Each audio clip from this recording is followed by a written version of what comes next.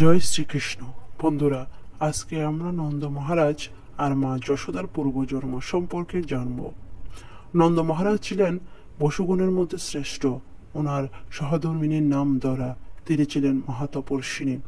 একসময় দ্রোণ আর দরা প্রভু নারায়ণের দর্শন লাভের আশায় গন্ধমাদন পর্বতে ঋষি গৌতমের আশ্রমের কাছে সুপ্রভা নদীর তটে 10,000 বছর কঠোর তপস্যা করেছিলেন।